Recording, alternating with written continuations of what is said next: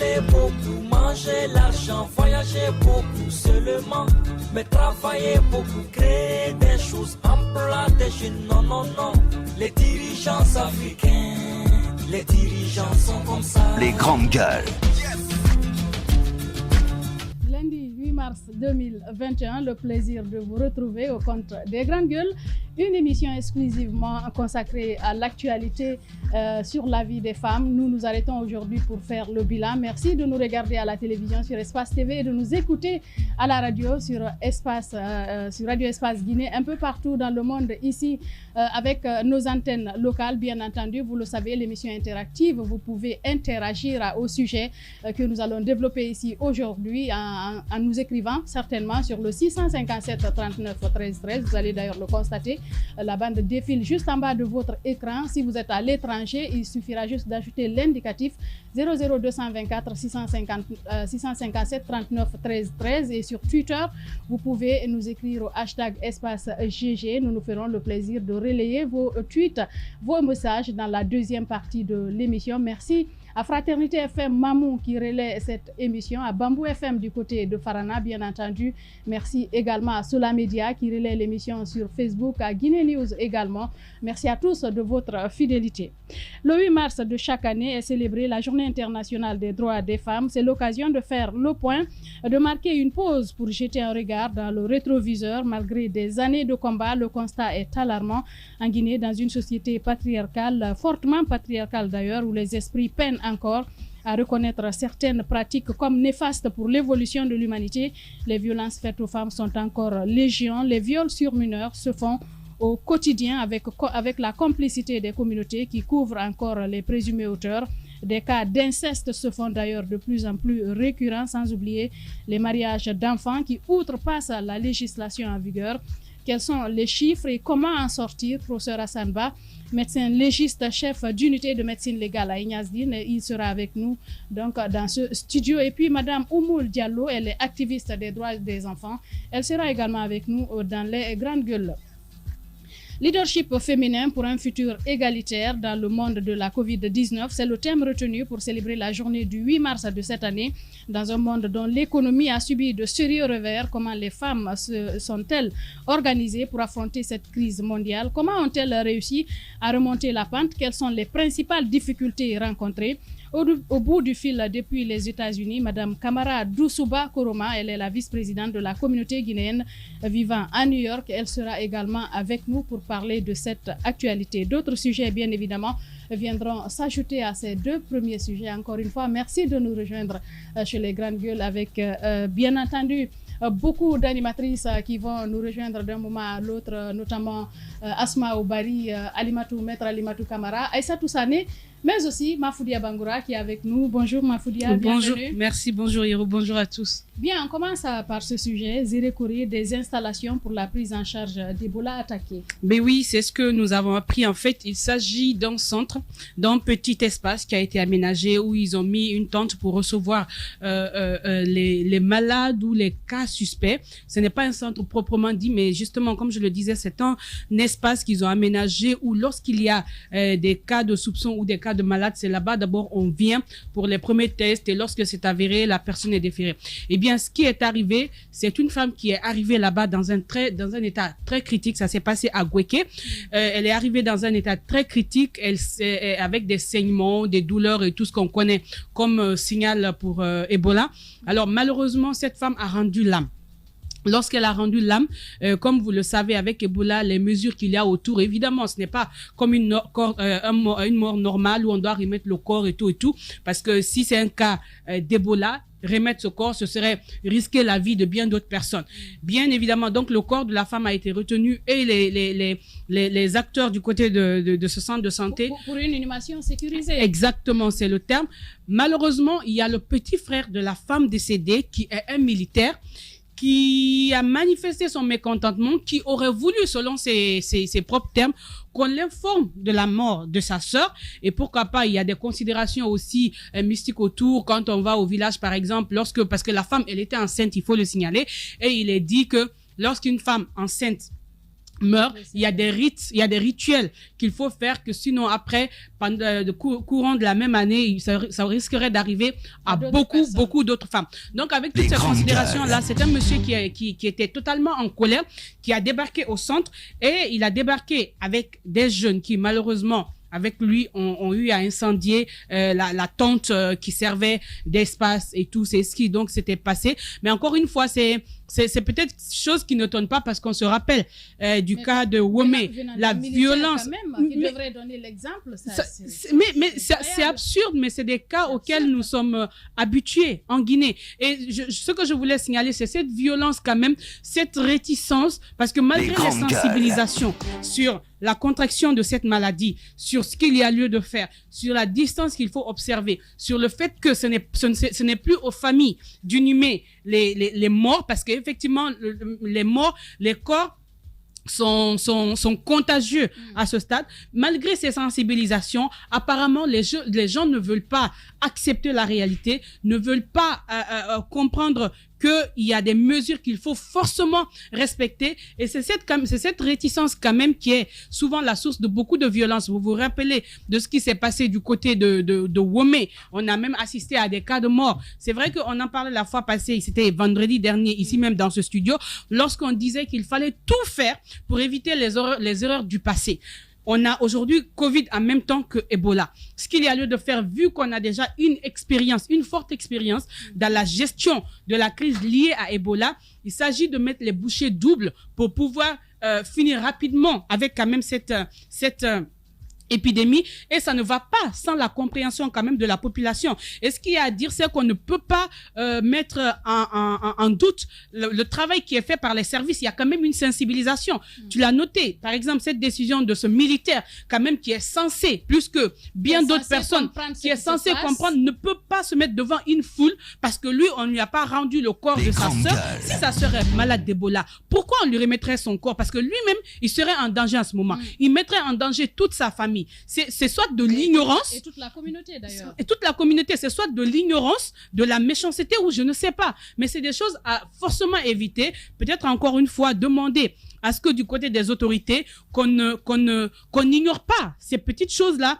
qui sont quand même de nature à saper tout le travail et surtout qui peuvent conduire à beaucoup de dégâts comme ceux à quoi on a assisté aujourd'hui. Parce que pour lutter contre de telles maladies, il y a les moyens qu'on demande. Donc on ne peut pas ici mobiliser des logistiques et que parce que un est fâché, on vient, on met tout ça en feu. Je pense que c'est des choses qu'il faut absolument arrêter. Et ce militaire-là, on doit pouvoir l'identifier. J'échangeais ce matin avec Fasseli. Le monsieur, depuis que ça s'est passé, il n'a pas été interpellé. Il est chez lui tranquillement. Et ils ont demandé à ce qu'on aille l'arrêter. Et après, je sais pas. C'est un militaire. Et il y a peut-être oui, et aussi il y a cette peur autour parce que déjà, comme dans sa famille, il y a quelqu'un qui a eu Ebola, les autres qui doivent aller ont la crainte d'aller le cueillir. Donc, selon Fasseli Konaté, il y aura une vaccination pour les personnes censées aller à son encontre ce matin. Je crois que la vaccination a été faite hier. Donc, ce matin, il y aura peut-être, on ira peut-être le cueillir pour comprendre ce qu'il a fait. Évidemment, le punir, parce que pour moi, c'est quelque chose qu'il ne faut pas laisser passer. On est homme de tenue. On a plus comment je vais dire, de responsabilité par rapport à n'importe qui. Et on m'apprend qu'il y a une réunion qui est prévue ce matin. On espère qu'il y aura une solution pour que ça serve de leçon et qu'on évite des actes comme ça parce que la lutte contre Ebola, ce n'est pas sans cette population. Bien, les grandes gueules. Ça ne peut pas se passer sans la collaboration de cette population. Asma Oubari qui vient de nous rejoindre. Bonjour, bienvenue. Bonjour à tous. Bonjour Asma. Je rappelle qu'elle est également journaliste à la base. Alors Asma, vous avez suivi cette actualité. Comment comprendre cette réticence des populations? Pourtant, on le sait, la première vague a tué quand même plus de 3000 personnes en Guinée. Il y a eu beaucoup de sensibilisation autour de cela. Mais à Goïké, on a l'impression que les gens sont toujours réticents. Comment comprendre cela jusqu'à présent? Moi, je dirais que puisque vous parlez de sensibilisation, il faut également voir la tête des personnes qui sensibilisent. Quand on sait, Mafoudia le rappelait tout à l'heure, qu'il y a un précédent pour Womé. Womé, je rappelle, c'est juste à quelques kilomètres, moins de 10 kilomètres de Gouéké.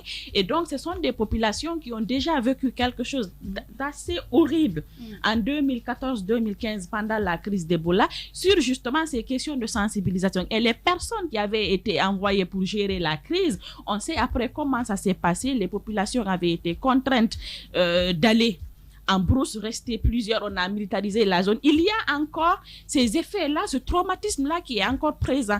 Et si Ebola fait résurgence et qu'on envoie encore les mêmes têtes faire de la sensibilisation, vous comprenez un peu qu'est-ce que la population peut ressentir de ce qui s'est passé. Qu'est-ce que tu veux dire, les mêmes têtes? Je ne comprends pas. Rappelez-vous, pendant la crise d'Ebola, c'était le ministre actuel qui était ministre en ce moment. Et quand il y a eu la crise de Ngomé, moi, j'y avais été avec Feu Abdoulaye Ba. Et c'est lui, avec l'ancien ministre de la Communication, Makanera, qui avait été envoyé pour gérer la crise suite à l'assassinat, au massacre de ces personnes. Mais apparemment, tout ne s'était pas bien passé lors de cette mission. Et là, moi également, j'ai eu des confidences des gens qui sont de Gouéké, parce que le ministre aussi serait de Gouéké, et que quand il est venu, quelques jours après son départ, il y a eu résurgence de la maladie. Les gens, ils sont là, mais ils suivent. Mais ça, c'est des supputations. Ce sont des supputations, mais attention aux personnes qui portent les messages et surtout comment on le porte. Parce qu'à l'époque, en 2014, quand on est venu et qu'il y a eu massacre, c'était sur fond d'intimidation. À l'époque, il y a eu massacre, ensuite il y a eu la militarisation de la zone, puis ça s'est passé et que les gens ont toujours du mal à se reconstruire. Que Ebola refasse surface dans la même zone et que ça ne se passe pas encore très bien, je pense qu'il faut prendre les messages avec beaucoup de subtilité, sensibiliser les gens avec assez de subtilité pour pouvoir... Parce qu'aujourd'hui, si toi et moi et d'autres, peut-être sommes convaincus que la maladie, elle est là et que c'est assez dangereux, il faut se protéger. Mais ce n'est pas tout le monde, notamment au niveau des communautés à la base. Quand on sait combien de fois les gens peuvent être réticents sur certains aspects. Donc, il faudrait faire assez attention pour que le message que l'on véhicule passe avec les bonnes personnes, avec la bonne manière, afin que tout le monde puisse s'impliquer dans la lutte. Sinon, ça va être, comme on dit, le serpent qui se mord la queue. Alors, ce qu'elle dit, c'est très important parce qu'il ne s'agit pas de communiquer, on le dit souvent, il faut bien communiquer. Les gens qui sont là-bas, c'est important de pouvoir saisir les personnes même qui, en fait, je sais pas, les personnes faciles d'accès. Lorsqu'il y a eu les responsables de la localité. De la localité, c'est important. Ou même, il y a des groupements de femmes, il y a dans les mosquées, dans les églises. On peut essayer. C'est un travail de longue haleine parce que, rappelez-vous, lorsqu'il y a eu résurgence, il y a même eu des gens. Il y a eu le marché hebdomadaire. Je me rappelle la première semaine où on a interdit tout regroupement de moins de 5 ou 10 personnes, je sais pas. Il y a eu le marché hebdomadaire. Quand on a interrogé beaucoup de gens, ils disaient, bah, nous, on n'y croit pas. On est là tous les jours, on fait nos activités. Il faut dire que le gouvernement est en train de chercher encore à faire un autre business sur notre dos. C'est ce qui a été dit. Donc, je pense que c'est des choses qu'il ne faut absolument pas prendre à la légère. Il faut aller sensibiliser parce que ce n'est même pas pour aujourd'hui, c'est pour le futur. Il faut que les gens mettent en tête qu'une maladie n'est pas forcément l'œuvre d'un État qui a envie de se faire plus d'argent. C'est aussi et très souvent un fait qui peut nous tomber dessus comme ça qu'il va falloir maîtriser pour éviter des cas comme ce qu'on a connu en 2015 en 2014 avec beaucoup de cas de mort. Donc, il faut travailler sur cette sensibilisation, faire comprendre aux gens que cette maladie existe et que la lutte sera menée ensemble. Est-ce que je voudrais ajouter, Madame So, c'est que aujourd'hui cette situation montre combien de fois il y a une crise de confiance entre l'État et les communautés à la base. Parce que l'État, à travers le gouvernement, peut dire qu'il y a maladie et qu'il faille faire des sensibilisations et puis imposer certaines mesures de restriction. Mais comme il y a cette crise de confiance, les citoyens à la base peuvent se dire non, nous on ne se sent pas concernés. Est-ce que ce n'est pas des complots, puisque nous sommes dans un pays où la théorie du complot revient chaque fois. Donc les gens peuvent se dire attention, rien ne nous garantit que ce que le gouvernement dit, c'est vrai. Et nous, on est là, nous vivons ici ensemble, on n'a pas constaté. Et d'ailleurs, il y a cette question qui revient chaque fois que les gens disent, moi, je n'ai jamais vu un malade d'Ebola. Vous comprenez? Il y a malgré qu'il y ait eu la crise en 2014 jusqu'à On a perdu 2017, 3 000. jusqu'à présent, il y a des gens qui disent mais moi je n'ai jamais vu un malade d'Ebola. Ce qui fait qu'il y a encore cette crise de confiance sur laquelle il va falloir travailler. Et ça, c'est le gouvernement qui doit faire en sorte que nous, citoyens, nous ayons confiance. Que faut-il faire? En plus grande partie, c'est le travail du gouvernement qui doit faire en sorte que nous, citoyens, nous puissions avoir confiance en ce gouvernement pour que lorsqu'on nous dit c'est A, que l'on comprenne c'est effectivement A et qu'on ne se pose pas les questions derrière A, est-ce que ce n'est pas A plus ou A moins? C'est de cela il s'agit aujourd'hui. Bien, Maître Alimatou Kamara qui nous rejoint également. Bonjour. Bonjour. Alors, vous avez suivi cette actualité. Comment comprendre cette réticence jusqu'à présent? Il y a certains citoyens qui ne croient pas en l'existence de cette maladie. On l'a vécu en 2014-2015 avec plus de 3 000 morts, plus de 11 000 dans la sous-région. Comment comprendre cette réticence?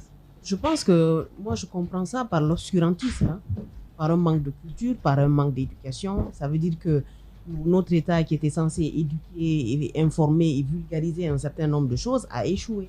Et ça, il va falloir continuer à expliquer aux gens que les maladies là, qu'elles existent, qu'elles vont tuer des personnes et qu'on peut encore sauver des vies et qu'on peut respecter les mesures barrières, les gestes d'hygiène pour encore sauver des vies.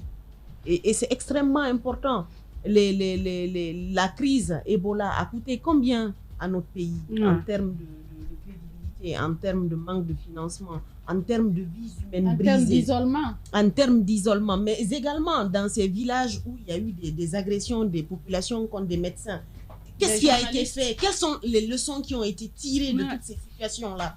On va attendre que des drames se produisent pour informer, pour éduquer et pour sensibiliser. Voilà. Et c'est comme pour dire qu'on n'a pas tout à fait tiré toutes les leçons de la crise de 2014-2016. Parce que si en 2014-2016, il y a eu ce massacre de personnes qui étaient allées sensibiliser, et cette année encore, pratiquement la même chose, quelque chose de similaire se produit, ça veut dire qu'on n'a pas tiré toutes les leçons en termes de gestion de crise. De crise sanitaire au niveau communautaire, parce que ça c'est extrêmement important quand c'est au niveau communautaire, il faut le savoir. Donc ça veut dire qu'on n'a pas géré, qu'on n'a pas tiré toutes les leçons pour pouvoir avoir une gestion. Peut-être que là, je dirais oui, la réponse a été assez rapide en matière de vaccination, de prise en charge, parce qu'il y a eu un précédent. Là, d'accord, nous tous, nous sommes reconnaissants que c'est une avancée. On n'a pas dû attendre qu'il y ait plusieurs cas pour faire vacciner au moins les citoyens de la zone. Mais il y a encore d'autres mesures qui auraient pu être prises tout de suite pour pouvoir limiter la maladie. Exactement. Bien, tirer les leçons donc des expériences, des premières expériences pour éviter ce qu'on a vécu donc par le passé. Mafoudia, on continue avec l'actualité. Donc, on a suivi l'actualité du week-end, la visite des prisonniers détenus à la maison centrale, le chef de file qui obtient donc l'aval du chef de l'État. Exactement, c'est quand même, on se rappelle le week-end, enfin la semaine dernière, le chef de file qui a rencontré le président de la République avec son cabinet, et ils ont eu à présenter un mémo dans lequel ils sont revenus sur beaucoup de problèmes, dont le cas des détenus politiques. Ils souhaitaient une rencontre parce que ce qu'il faut signaler, c'est qu'il y a un très bon moment, même les avocats de son détenu politique n'ont pas accès à eux, ne peuvent pas aller les visiter et tout. Et la situation est réglée, je crois, avec le ministre de la Justice. Exactement. Mais d'ici là, le chef de file de l'opposition avec son cabinet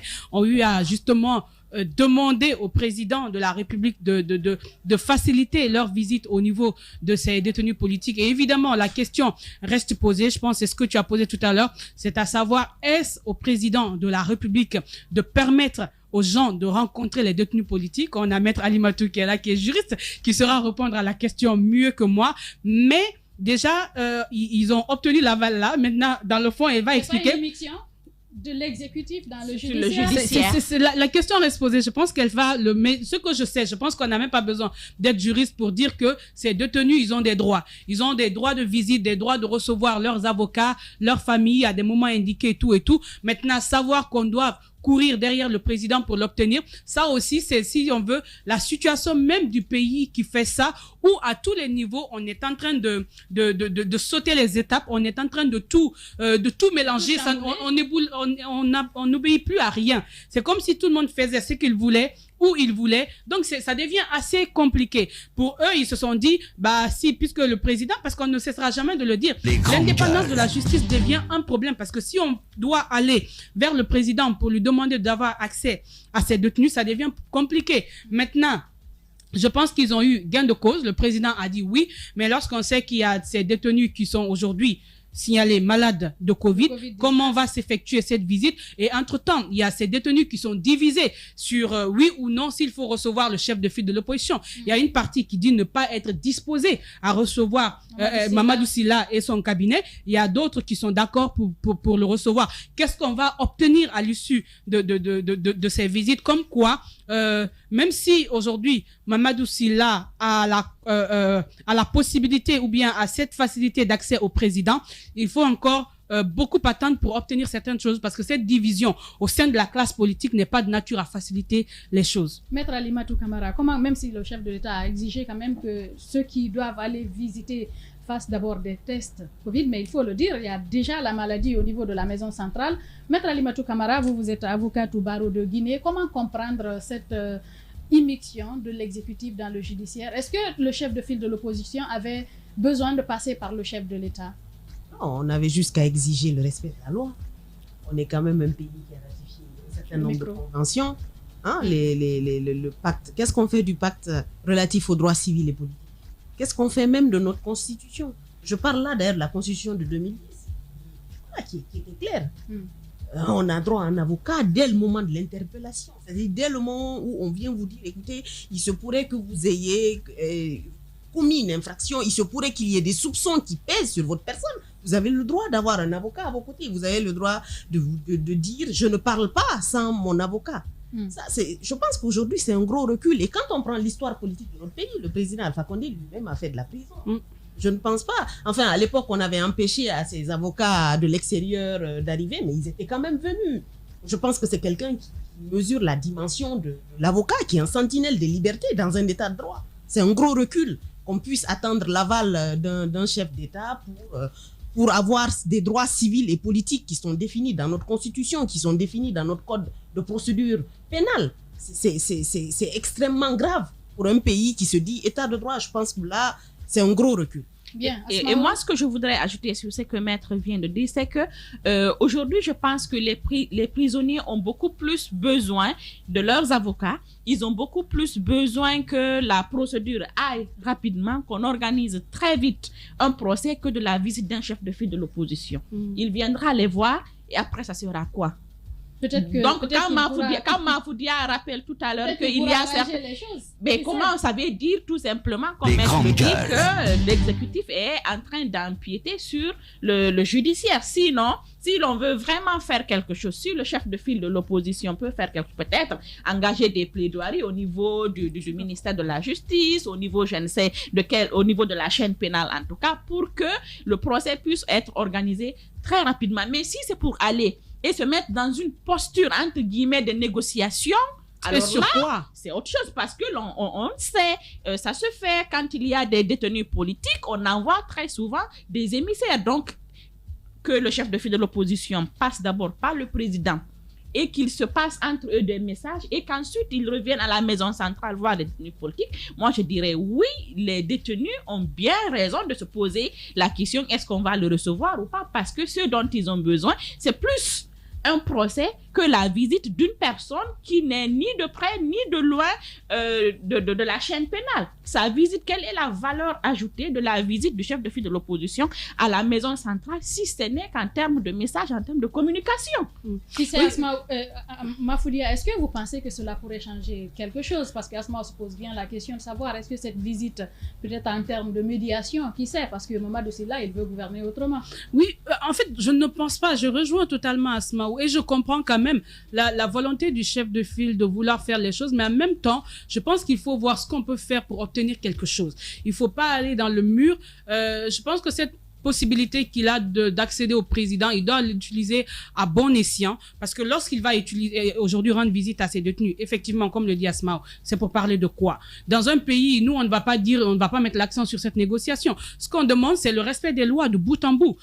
Et s'il y a des détenus qui sont accusés de quelque chose, qu'on accélère le processus, qu'il y ait jugement, que ces gens-là soient jugés. S'ils sont reconnus coupables, qu'on les condamne. S'ils ne sont pas reconnus coupables, qu'on les libère, qu'ils rejoignent leur famille. Déjà, mettre en confiance ces avocats qui se sont battus, qui ont été forcés de se retirer parce qu'ils n'ont pas été rassurés par ce qu'ils ont vu.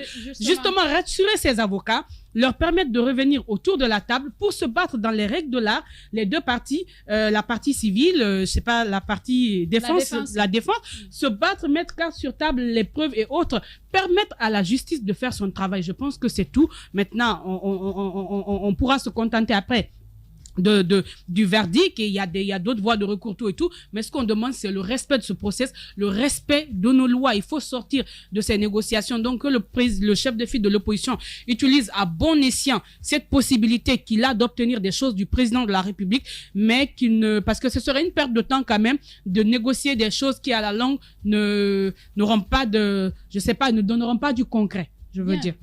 Voilà, si vous venez de nous prendre en marche, bienvenue, vous êtes chez les GG. Sur Radio Espace Guinée, les GG pensent comme JMJ. Une presse libre se voit dans la rue. Et la rue voit vraiment si la presse est libre. Cette dialectique sociale est la levure de la démocratie. JMJ. Les GG sur Espace, tous les matins 9h-11h. Les violences faites aux femmes sont encore légion. Les viols sur mineurs se font au quotidien avec la complicité des communautés qui couvrent encore les présumés auteurs. Les cas d'inceste se font d'ailleurs de plus en plus récurrents, sans oublier les mariages d'enfants qui outrepassent les législations en vigueur. Nous allons donc dans un instant en parler avec professeur Hassan Ba des cas d'inceste. Oui, vous avez certainement suivi cette actualité. Dans un instant, nous essaierons de joindre cette dame qui a vu ses deux filles abusées par leur propre père. Vous allez comprendre dans un instant. Alors, Mafoudia Bangoura, on a suivi cette actualité. On va partir avec cet élément de reportage, bien entendu, de Alexis Collier, du côté de Zérekoré. On en parlait cette semaine d'ailleurs. Beaucoup de cas de viol, beaucoup de cas, surtout des cas de viol sur mineurs enregistrés en République de Guinée. En République de Guinée, et c'est vrai que c'est inquiétant parce que en fait, ces derniers temps, je pense qu'on aura constaté que les cas de viol, c'est souvent des hommes de 35, 40 ans ou 50 ans qui se permettent de violer des petites filles de 2 ans, de 3 ans ou moins d'1 an. C'est quand même compliqué avec toutes les sensibilisations qu'il y a autour. Maintenant, peut-être ce qu'il faut saluer, c'est cette volonté aujourd'hui des parents de prendre la parole, parce que c'est quelque chose qui était difficile avant et ça continue d'ailleurs lorsqu'il y a cas de viol. C'est soit parce que le violeur n'est jamais loin, c'est soit un oncle, un frère, un cousin, un neveu, et pour certains cas, un père même, on en parlera tout à l'heure, ça s'est passé du côté de la Belgique. Donc, il y a cette pression familiale qui fait que les gens ont du mal à prendre la parole, parce que lorsque c'est un oncle, par exemple, qui viole sa petite nièce, on dit non. Les pesanteurs sociaux, on dit ne dis pas, si tu dis ceci, il y aura la honte sur notre famille, on va régler. Mais en attendant, qu'est-ce qu'on fait de l'avenir de cet enfant? Et surtout, ce monsieur qu'on a couvert devient un récidiviste. Malheureusement, c'est ce qui est en train de se passer. Qu'est-ce qu'il y a lieu de faire? Des cas aujourd'hui, rien que, je crois, 2020, il y a ces chiffres quand même de l'Oprogem, selon lesquels, rien qu'en 2020, il y a eu plus de 370 cas de viol sur mineurs en Guinée. Et ça, ce sont seulement des cas recensés. Et ça ne tient pas en compte les derniers cas dont on vient de parler. Et surtout, quand on sait que beaucoup ne vont pas vers le Progem. Donc, imaginez tout ce qu'il peut y avoir comme cas dans les familles et autres. Les cas de viol, je pense que ça devient un fléau auquel il faut vraiment s'attaquer. Il y a quand même un silence du côté des autorités. Je sais qu'il y a des jugements par endroit, il y a certains violeurs qui sont jugés, mais je pense qu'il faut aller bien au-delà, quitte à durcir la loi, la législation autour. Il faut déjà appliquer l'excel qui existe. Mais regarde, je me rappelle de cette députée qui avait par exemple demandé la séquestration. La castration, ce que j'ai dit, la castration. C'est une autre violation. C'est une autre violation, mais non, ça explique quand même le niveau de colère qu'il y a en cette femme, c'est pour dire que c'est des choses qu'il ne faut pas faire. Parce que quand on sait que certaines filles sont totalement détruites parce qu'elles sont violées de force par un monsieur, des fois, c'est des bébés. Donc, quand on constate cela, je pense que c'est difficile de se canaliser. On va jusqu'à faire des propositions quand même, certes, qui sortent de l'ordre normal ou c'est pas censé, mais on peut bien comprendre certaines colères. Maître Alimatou Camara, comment vous comprenez cette, on parle de recrudescence, d'autres parlent beaucoup plus du fait qu'aujourd'hui, les gens osent en parler, que les choses ont évolué aujourd'hui, les gens s'expriment à cœur ouvert sur ce phénomène. C'est vrai que la parole s'est libérée, on a aujourd'hui beaucoup de médias, on a les réseaux sociaux, ça fait qu'aujourd'hui quand même la parole s'est libérée, ça c'est un acquis, c'est un pas important.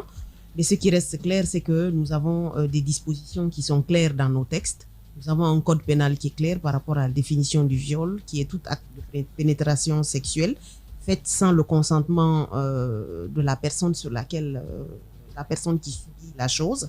Et cela, c'est quelque chose de réel. Malheureusement, moi, ce que je constate en tant que praticien du droit, étant dans les cours des tribunaux, étant plaidant dans des dossiers où parfois je plaide pour des violeurs, parfois je suis la partie civile, ce que je constate, c'est que nos juges en général n'ont pas la main souvent lourde quand il s'agit des condamnations contre les violeurs. Et ça, c'est incroyable. Donc il va falloir que les textes soient appliqués. Mais justement, la question, c'est comment comprendre qu'on n'ait pas la main lourde pendant les 5 ans. C'est une banalisation du viol. Ce n'est rien d'autre que cela. Parce qu'on a suivi...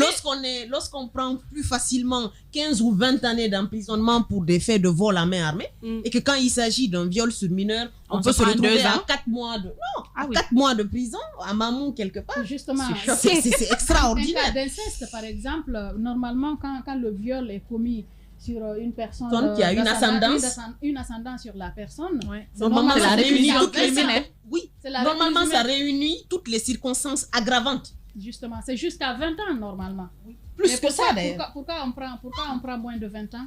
Mais parce que ceux qui décident, enfin ceux qui sont censés appliquer la loi, je pense que c'est normal. C'est pas assez grave. Oui, alors peut-être que c'est ce que je disais tout à l'heure, quand Asmao disait qu'il faut déjà peut-être faire appliquer la loi qu'on a, mais cette loi même a besoin aujourd'hui de plus de, je sais pas, de plus de poids. Elle est assez légère. Oui, mais en fait, elle n'est pas légère. Elle n'est pas légère. Non, elle n'est pas légère. Mais quand on condamne une personne à 20 ans de prison, je pense que si les juges pouvaient vraiment être beaucoup plus durs en matière de viol, condamner quelqu'un dur, respecter la Maintenant, peut-être Maître Alimatou va nous aider à comprendre, parce que moi, ce que je comprends pas, quand on prend les 4 ans, est-ce la volonté du procureur de quelle période à quelle période ça court les condamnations pour un cas de viol? Écoutez, c'est pas la volonté du procureur. Le procureur, il prend ses réquisitions. C'est pas lui qui rend la décision en dernier lieu. Voilà. C'est vrai que le procureur, il est là, c'est lui qui a le bâton armé en disant oui, je défends les intérêts de la société, je suis celui qui va sauver la société. Mais ce qui reste clair, c'est que c'est le juge qui rend en dernier lieu sa décision. Justement, je veux parler de son choix. Pourquoi il choisirait 4 mois et pas plus que ça, 10 ans, par exemple? Mais moi, je pense que c'est un manque de respect pour la loi. C'est un manque de respect pour son sacerdoce. C'est un manque de respect pour un nombre de choses incroyables.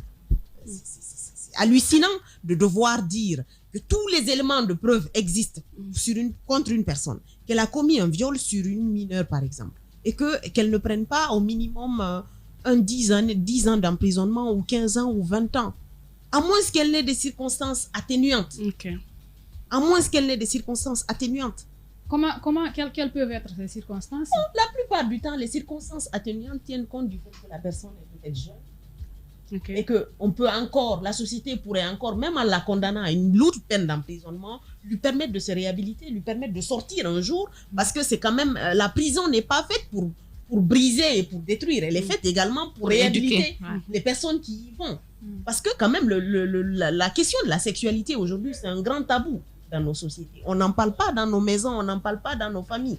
Les jeunes gens découvrent la sexualité et quelquefois, en la pratiquant. Voilà, et c'est mieux pour eux peut-être d'abuser d'une enfant, alors que voilà, on aurait peut-être pu leur apprendre comment se masturber. Excusez-moi, mais c'est la réalité. Comment comprendre que quelqu'un qui a une vingtaine d'années va assouvir son désir sexuel sur un enfant. Mais et ces cas de ces petites filles qu'on a vécues ces derniers temps, Voilà. des fillettes de 3 ans, Asma, ou comment comprendre qu'un adulte, vous parlez de quelqu'un qui a 20 ans, des adultes qui ont Il y a des septuagénaires. Justement, qui Là, s'entraînent là, il y a avec des aucune petites filles, Asma. circonstance, Comment vous expliquez cette situation?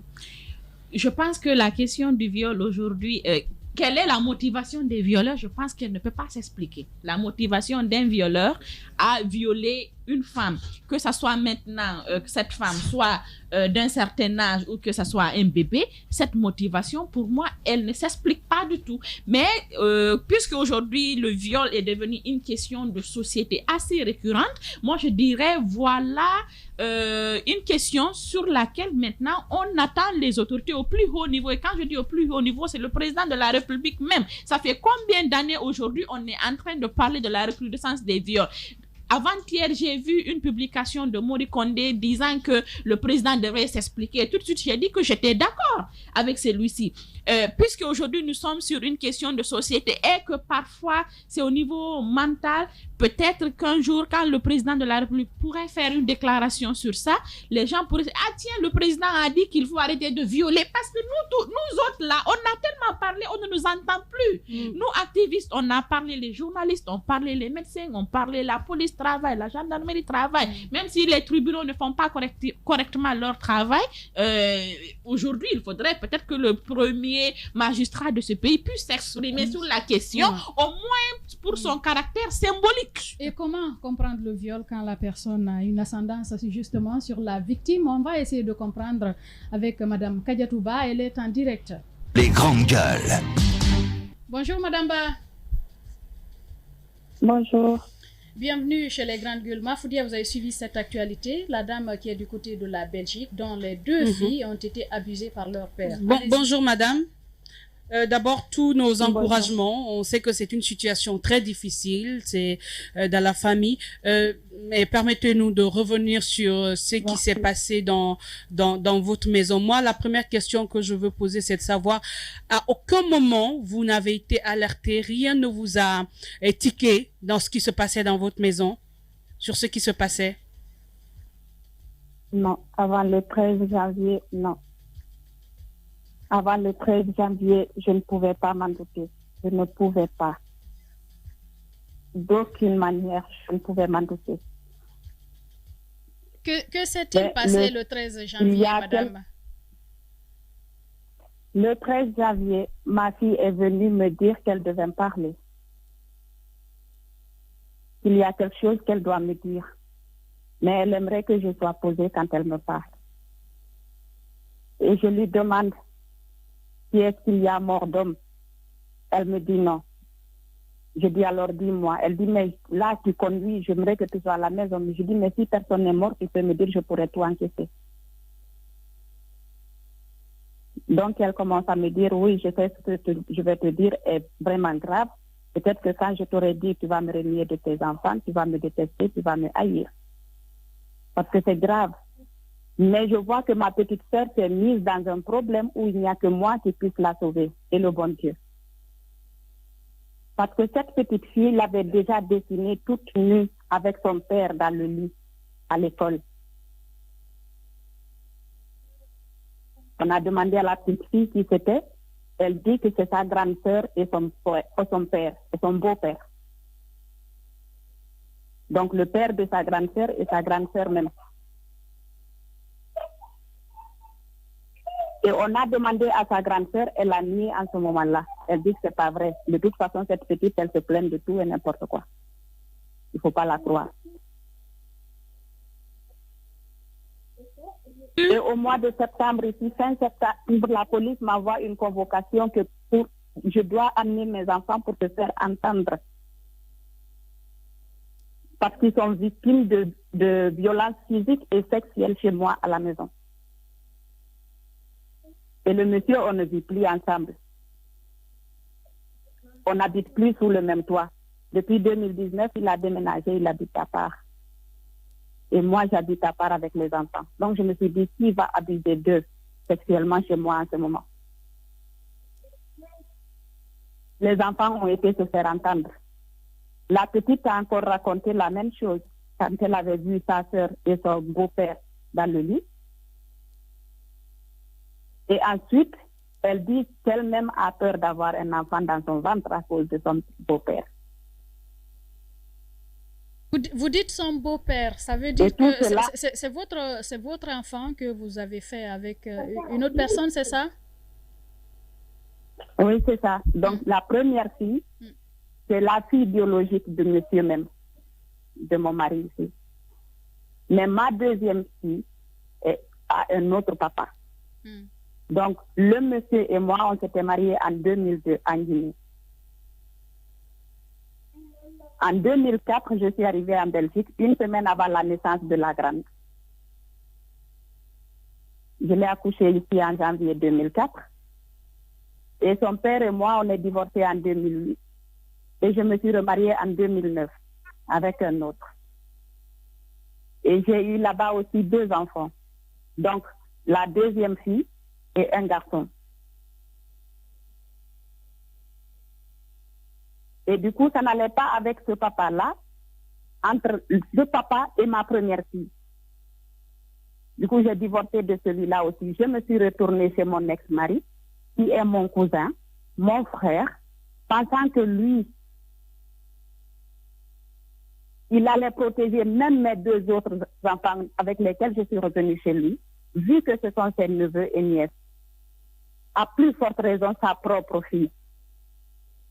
Je me suis retournée chez lui pour qu'il lui prouve aussi qu'elle a un père, pour qu'il lui essuie ses larmes, pour qu'il lui montre aussi c'est quoi l'amour d'un père.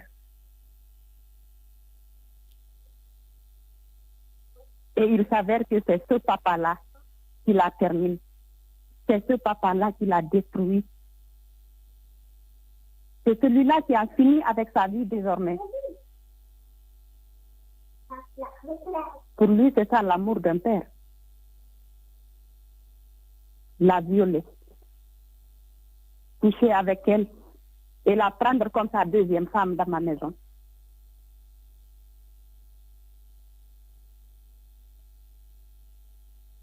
Dites-moi. Du coup, cette petite est partie se plaindre. Elle a aussi parlé de ça à la police. La police a demandé encore à la grande ce jour même. La grande, elle dit non, encore une fois. Donc, du coup, on a décidé. La petite, elle allait déjà chez le psychologue. À cause de toutes ces plaintes, depuis que je suis divorcée de son père, elle se plaint de tout.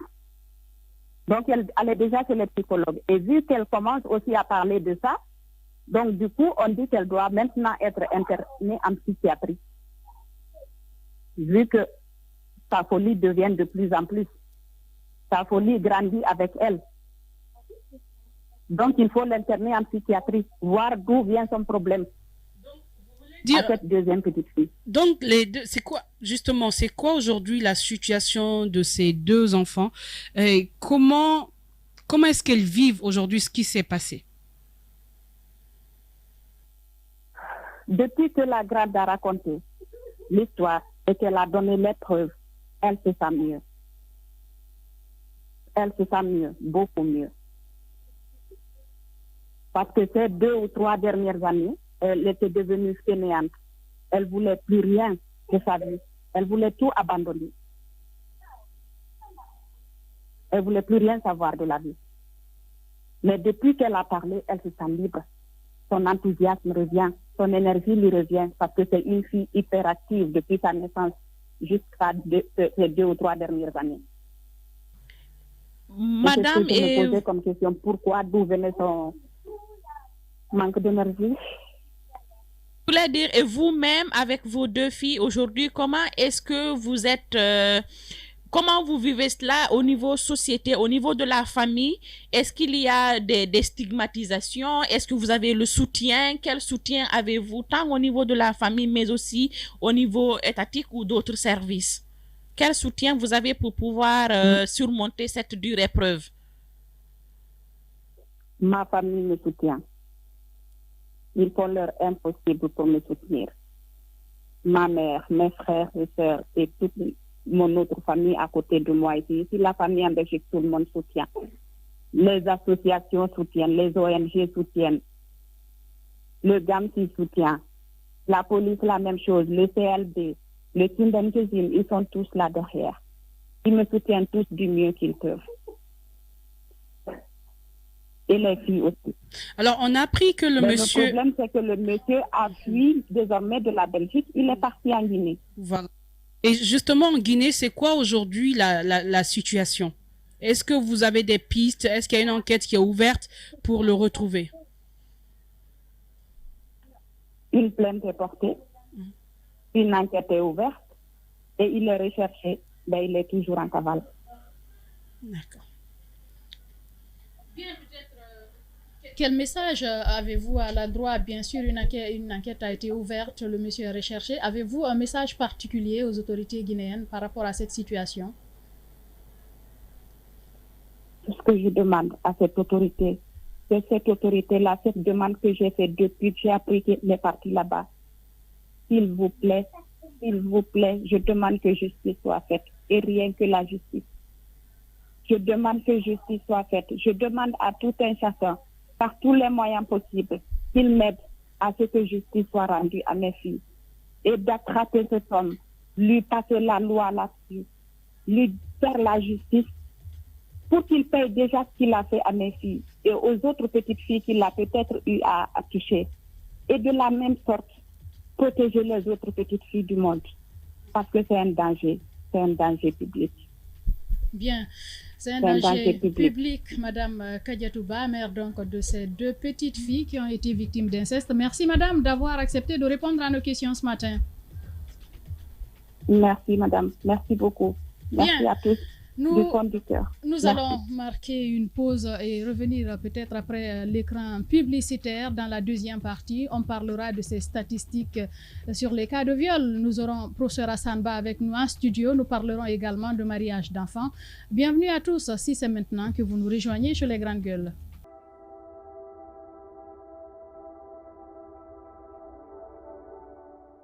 Chaque année, 35 à 70% des femmes subissent des violences physiques ou sexuelles dans le monde. Et près de 140 en meurent chaque jour. Une fille sur 5, âgée de 12 à 17 ans, est mariée de force. 200 millions de femmes et filles ont subi les mutilations génitales féminines. La Guinée, malheureusement, est le deuxième pays au monde où l'excision est plus pratiquée. En 2020, la Guinée a enregistré plus de 370 cas de viol sur mineurs. En milieu professionnel, nous subissons le harcèlement sexuel. Encore maintenant, nous perdons la vie en donnant la vie. Nous avons des obligations, mais aussi des droits. En prélude à la Journée internationale des droits des femmes, Adafou Média s'engage.